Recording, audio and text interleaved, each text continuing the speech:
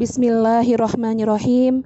Assalamualaikum warahmatullahi wabarakatuh. Alhamdulillahi rabbil alamin. Wabihi nasta'inu ala umurid dunya waddin. Wassalatu wassalamu ala Rasulillah Muhammad ibn Abdillah wa ala alihi wa sahbihi ajma'in, amma ba'du. Yang saya hormati Ibu-Ibu Aisyah, pimpinan daerah Aisyah Kota Malang rahimakumullah. Pada kesempatan kali ini, marilah kita panjatkan rasa syukur kita kehadirat Allah Subhanahu wa taala yang telah memberikan kita hidayahnya sehingga kita dapat terus mendengarkan kajian-kajian Islam yang sangat bermanfaat dari Majelis Tabligh PDA Kota Malang dengan semangat yang luar biasa. Tak lupa pula salawat serta salam marilah kita panjatkan kepada Nabi kita, Nabi Muhammad SAW, Nabi yang membawakan syafaat untuk manusia di dunia, Nabi luar biasa yang mendapatkan mukjizat Al-Quran dari Allah Subhanahu wa taala yang memiliki banyak manfaat luar biasa di kehidupan manusia. Ibu-ibu rahimakumullah. Pada kesempatan kali ini saya akan membacakan atau menyampaikan tadabbur Quran Surat Al-Baqarah ayat 254 sampai 256. Sebelumnya saya akan mengulangi membacakan kembali. Yang pertama Surat Al-Baqarah ayat 254. Ya ayyuhalladzina amanu anfiqu mimma razaqnakum min qabli ayatiya yaumul la bai'un fihi wala khullatu wala syafa'ah wal kafiruna humuz zalimun. Artinya, hai orang-orang yang beriman, belanjakanlah di jalan Allah sebagian dari rezeki yang telah kami berikan kepadamu sebelum datang hari yang pada hari itu tidak ada lagi jual beli dan tidak ada lagi syafaat, dan orang-orang kafir itulah orang-orang yang zalim. Maka dari ayat ini, ayat 254 Surat Al-Baqarah, dalam tafsir As-Sa'adi, Syekh Abdurrahman bin Nasir As-Sa'adi, pakar tafsir abad 14 Hijriah. Makna kata anfiku mimma razaqnakum, infakkanlah dari sebagian rezeki untuk infak yang wajib seperti zakat atau infak yang disunahkan. Lalu, la bai'un fihi, tidak bisa seorang pun yang bisa menebus dirinya dengan harta agar terbebas dari siksaan. Wala khullah,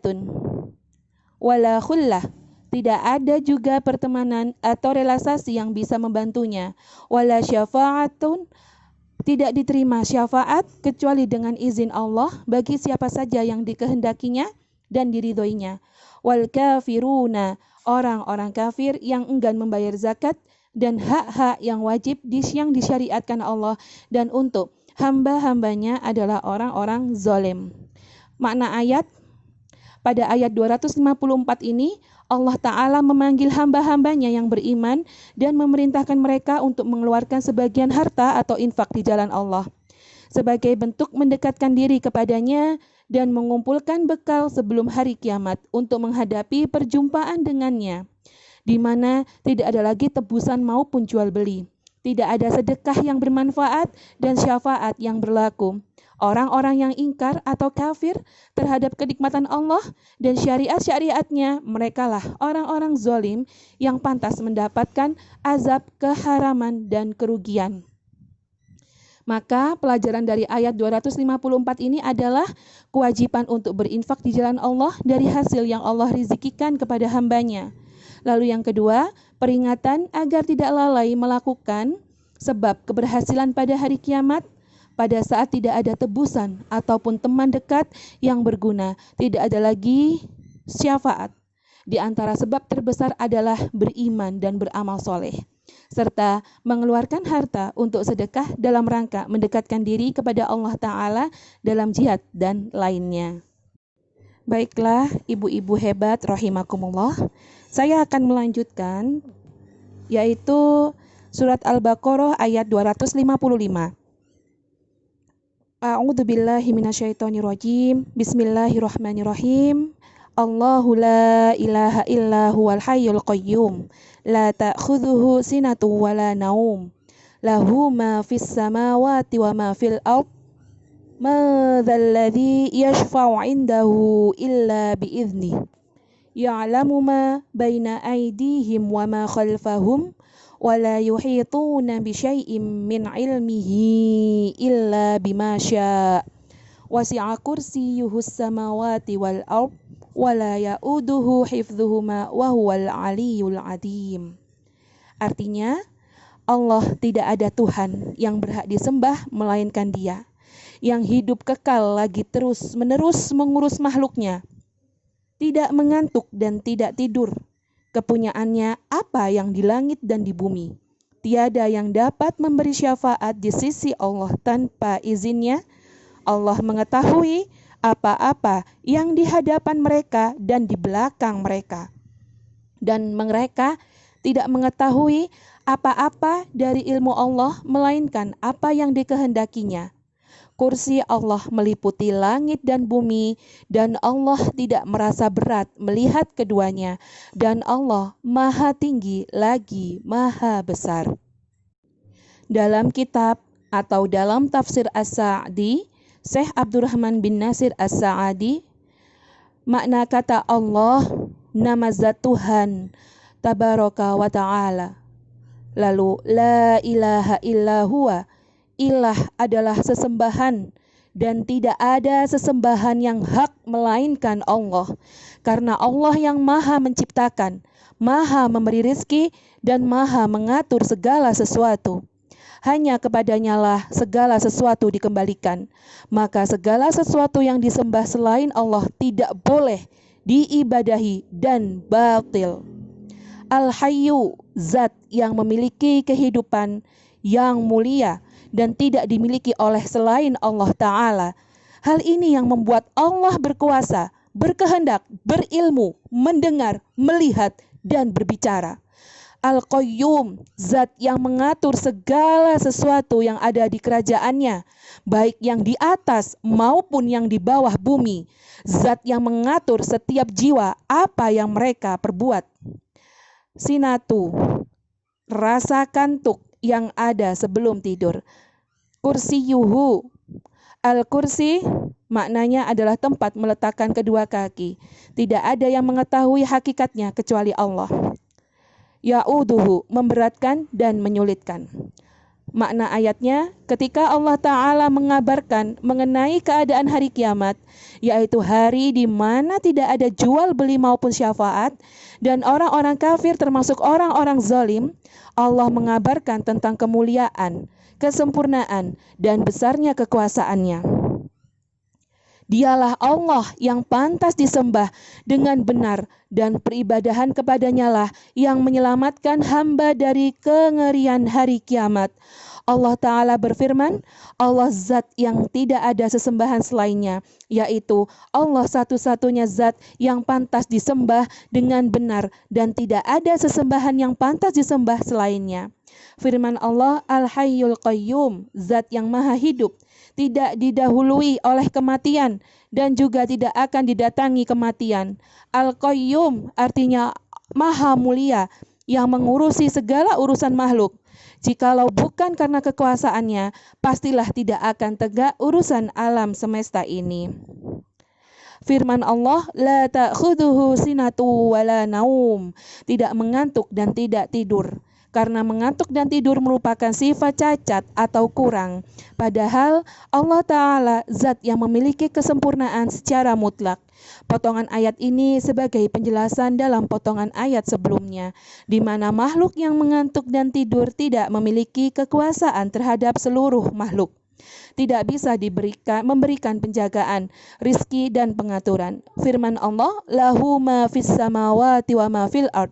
Kepunyaannya apa yang di langit dan di bumi, berupa penciptaan makhluk, kepemilikan dan pengaturan. Firman-Nya, man dalladzi yasfa'u indahu illa bi'idznih. Siapa yang memberi syafaat di sisi Allah tanpa izinnya?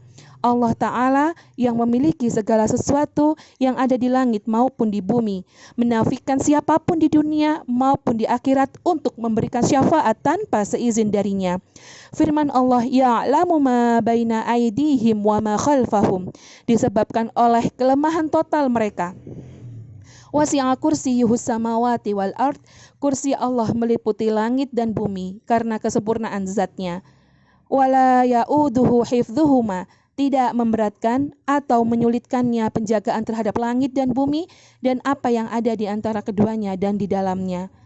Wa huwal aliyul azim, al-ali yaitu maha tinggi yang tidak ada sesuatu pun di atasnya, dan maha perkasa yang tidak terkalahkan oleh yang lainnya, dan maha besar Allah di mana hal yang lain kecil di hadapannya. Adapun pelajaran dari ayat ini, yang pertama, ini merupakan ayat yang paling mulia dalam kitabullah, mengandung 18 nama Allah baik yang jelas maupun tersirat. Jumlah kata dalam ayat ini ada 50 dan jumlah kalimatnya ada 10. Seluruhnya berbicara tentang rububiyah Allah Ta'ala, uluhiyahnya, nama-nama dan sifat-sifatnya yang menunjukkan tentang kemuliaan zatnya, ilmunya dan kekuasaannya, serta besarnya kekuasaan Allah. Lalu, pelajaran yang kedua, dianjurkan atau sunnah untuk membacanya setelah selesai wajib, ketika akan tidur, dan dalam rumah untuk mengusir setan. Baiklah, dilanjutkan dengan Al-Baqarah ayat 256. Bismillahirrahmanirrahim. La ikraha fiddin, qad tabayyana ar-rusydu minal ghayy, faman yakfur bit-taghuti wa yu'min billah faqad istamsaka bil urwatil wuthqa la fisama laha wallahu sami'un alim. Artinya, tidak ada paksaan untuk memasuki agama Islam. Sesungguhnya telah jelas jalan yang benar daripada jalan yang sesat. Karena itu, barang siapa yang ingkar kepada taghut dan beriman kepada Allah, maka sesungguhnya ia telah berpegang kepada buhul tali yang amat kuat yang tidak akan putus. Dan Allah Maha mendengar lagi Maha mengetahui.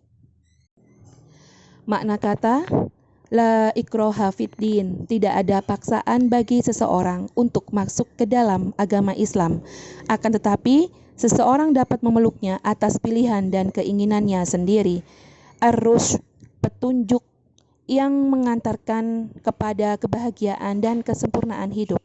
Al-ghayy, kesesatan yang menyebabkan kecelakaan dan kerugian bagi hamba. At-taghut, segala sesuatu yang memalingkan seorang hamba untuk beribadah kepada Allah seperti manusia, setan, dan lain sebagainya. Al-urwatul wuthqa, tali yang kuat, yaitu kalimat syahadat la ilaha illallah, tidak ada sesembahan yang berhak disembah kecuali Allah, dan Muhammadur Rasulullah, Muhammad adalah utusan Allah. La fisama laha, tidak terputus dan tidak terlepas bagaimanapun keadaannya.